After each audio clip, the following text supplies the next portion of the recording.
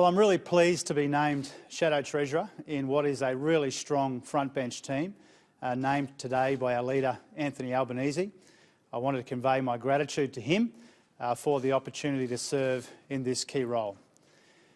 Now, Labor copped what was a disappointing and dispiriting defeat only 15 days ago, and now the task for all of us is to rebuild and refresh and renew our economic policies for the future. That's a really important job, and I'm joined in that task by some outstanding colleagues in Katie Gallagher and Stephen Jones and Matt Thistlethwaite and Andrew Lee.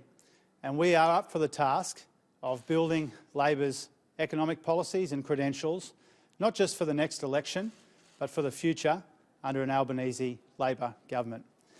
It's a really big job, and it's an important time to be taking it on. In the people-facing part of the economy, there is weakness as far as the eye can see. Stagnant wages, weak consumption, underemployment, job insecurity, all feeding into weakness in the broader economy as well. And these are the problems which have been largely ignored by the Morrison Liberal government. What we need to do is we need to get the economy working for people and not against them. Too many people in the economy feel that no matter how hard they work, they just can't get ahead. They feel like no matter how many hours they put their hand up for or how many extra jobs they take on, they just can't do what's necessary to provide for their loved ones. And that obviously needs to change. So what we need to do is we need to modernise this economy so that we can create more and better paid jobs for our people. We need economic policy which is forward-looking and outward-facing and upward climbing, and we need Labor to reclaim our rightful place as the party of aspiration and the outer suburbs as well.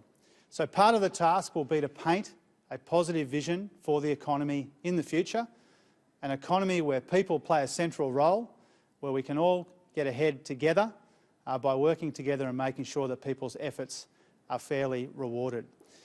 Now, of all the lies that the Liberal Party told in the most recent election, the most ridiculous one was that they've done a good job managing the economy.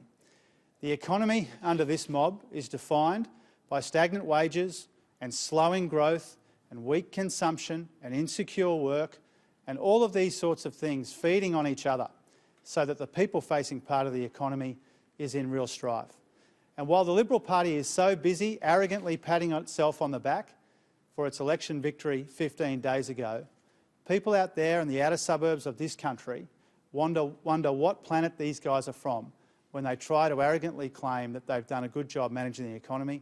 The facts tell a very different story.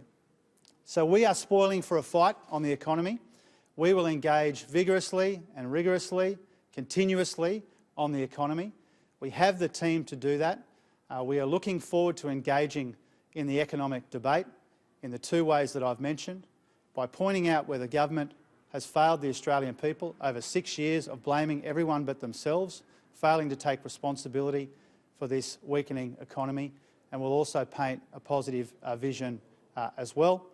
In doing so, we plan to consult with all sectors of the economy in every corner of this country. The economic team, and indeed right throughout the Shadow Ministry announced by Anthony today, we will have an open door to anybody who shares our aspiration for more and better paid jobs in a growing economy, an economy which is growing in a broad-based way, in a sustainable way, to the ultimate benefit of all the Australian people. How united is the Labor Party at this point with today's announcement? I mean, obviously Bill Shorten's got what NDIS, I understand. There's also these alleged rumours of him as in backstabbing, saying, I'll be back, and Albanese putting him on notice. I mean, what's the mood like? Well, look, we've come out of a disappointing election defeat tremendously united. I think if you were to look at the last 15 days since we were defeated, the defining characteristic of our party, now under Anthony Albanese, has been unity.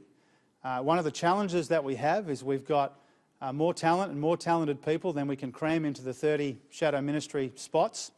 And I think Anthony's done a great job consulting with people, understanding the roles that they want to play and the contributions that they want to play, and making sure that they can make use, he can make use of all of those talents in the Labor Party. And in that context, I wanted to specifically mention Andrew Lee, my colleague and my friend, who rejoins the economic team, and he is a symbol in many ways of the team culture and the unity and the contribution that people want to make.